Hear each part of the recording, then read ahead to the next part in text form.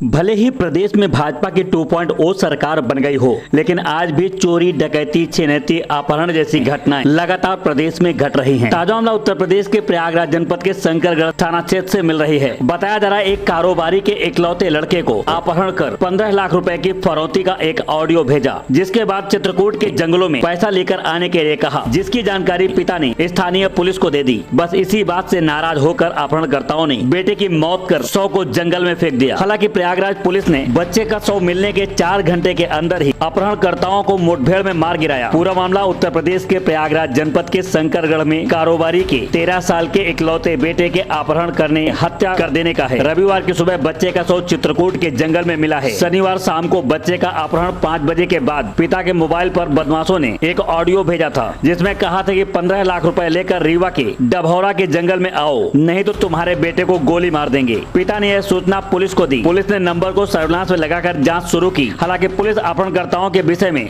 जानकारी कर उनके ठिकाने तक पहुंच पाती, उससे पहले सुबह 8 बजे बच्चे का शव जंगल में मिला। बच्चे का शव मिलने के तकरीबन 4 घंटे बाद प्रयागराज कमिश्नर रजित शर्मा ने प्रेस कॉन्फ्रेंस की। उन्होंने कहा कि बच्चे को अपहरण करने वाले बदमाशों से शंकरगढ़ में पुलिस की मुठभेड़ हुई, जिसमें 2 अपहरणकर्ता सुखदेव और संजय को गोली लगी है। वही एनकाउंटर में एक सिपाही को भी गोली लगी है। कमिश्नर ने बताया कि अपहरणकर्ता बच्चे के परिवार को अच्छी तरह से जानते थे। आरोपी सुखदेव का भाई लोकनाथ बच्चे के पिता का ट्रक चलाता था। शंकरगढ़ में पुष्पराज केसरवानी उर्फ विक्की परिवार के रहते हैं। उनका ट्रांसपोर्ट का कारोबार है। परिवार में पत्नी के अलावा 13 साल का बेटा शुभ, 11 साल की बेटी शुभी है। परिजनों के मुताबिक शनिवार शाम 4 बजे बेटा शुभ शंकरगढ़ में ही दुकान के आसपास खेल रहा था। यहाँ से अचानक वह लापता हो गया। काफी देर जब नजर नहीं आया तो परिवार ने आसपास तलाश किया, लेकिन बच्चा कहीं नहीं मिला। पिता पुष्पराज ने शंकरगढ़ पुलिस को शाम को बेटे की गुमशुदगी की तहरीर दी थी। पुलिस ने शिकायत के करीब 5 घंटे बाद यानी रात 9 बजे पिता के मोबाइल पर एक फोन आया, जिसमें कहा गया कि 15 लाख रुपए लेकर जंगल में आओ, नहीं तो बेटे को गोली मार देंगे। फिरौती का फोन आने की जानकारी से ही घर में कोहराम मच गया।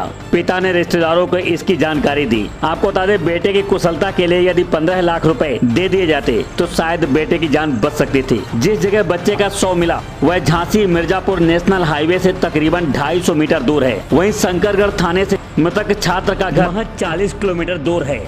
बच्चे के शव के पास जाकर जब देखा गया तो हाथ पैर बंधा हुआ था, मुंह में कपड़ा ठूसा था। शव मिलने की सूचना पर चित्रकूट के अलावा शंकरगढ़ थाने की पुलिस व प्रयागराज की एसओजी टीम मौके पर पहुंची। फिलहाल गोली मारकर अपहरणकर्ताओं को गिरफ्तार कर लिया गया है। घटना के तुरंत बाद पुलिस टीम ने जरिए सर्विलांस रविवार को किडनैपर्स की लोकेशन शंकरगढ़ के पास जैसे ही मिली, पुलिस ने घेराबंदी कर सुखदेव और संजय को सरेंडर करने के लिए कहा। जैसे ही किडनैपरों ने पुलिस को अपनी ओर आता देखा, वैसे पुलिस टीम पर फायरिंग कर दिया। जवाबी कार्यवाही में सुखदेव और संजय को गोली लगी। गोली लगने के बाद दोनों आरोपियों को पुलिस ने पकड़ लिया।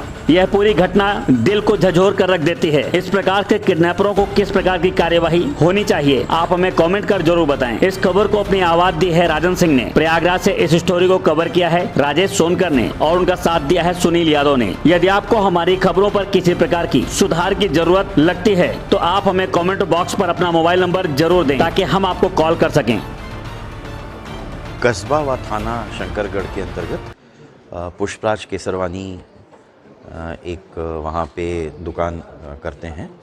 उनके पुत्र शुभ को कल उनके एक ट्रक्स जो चलते हैं उसका ड्राइवर जो है, उनका भाई और उसका भतीजा और रिश्तेदार, ये उनके बेटे को जंगल में खरगोश दिखाने की बात कह के उसको अपने साथ ले गए और इन्होंने वहाँ पर ले जाके उसकी हत्या की। और हत्या करने के बाद इन लोगों ने बाद में एक कॉल मिला दिया और कॉल मिलाकर इन लोगों ने एक रैंसम मनी की बात की। इसमें जब विवेचना चली, क्योंकि पहला जो उनका द्वारा कॉल था वो 8:15 के आसपास था, जो रिस्पॉन्ड नहीं हो पाया, 2 कॉल्स पे कोई रिस्पॉन्स नहीं दे पाए परिवार। बाद में उन्होंने कॉल बैक किया तो देर से कॉल बैक करने के बाद उन्होंने ये बात कही और फ़ोन काट दिया। तो इस पे फिर उसके बाद पुनः कोई कॉल दोबारा नहीं किया उन्होंने। इसकी टेक्निकल एनालिसिस और अन्य सूत्रों से जानकारी करते करते फिर जो व्यक्ति है गणेश, इस तक पहुँचे और गणेश के साथ में मिलके रात भर कॉम्बिंग हुई। फिर इनकी निशानदेही पे ही यहाँ बरगढ़ का जंगल जो जनपद चित्रकूट में पड़ता है वहाँ पे शुभ की बॉडी मिली।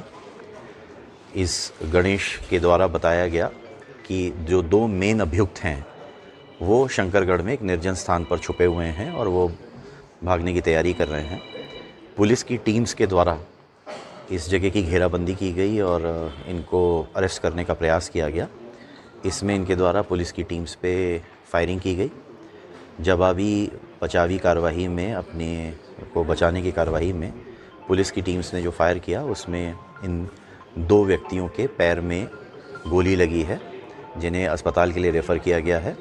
मुठभेड़ में एक सिपाही हैं सागर देवरिया शंकरगढ़ थाने के, वो भी चोट लगी है उनके। और इनके पास से 2 पिस्टल्स, 4 कारतूस, बिना नंबर की मोटरसाइकिल और जो फ़ोन इस्तेमाल हुआ है वो रिकवर हुआ है।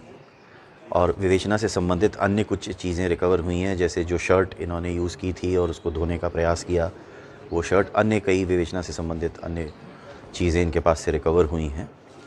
इसमें अभी इनको उपचार के लिए अस्पताल रेफ़र किया गया है और अभी गहन विवेचना इस संबंध में की जा रही है कि इनके द्वारा जो है वो क्या दुर्भावना थी, क्या मन में दुर्भावना थी या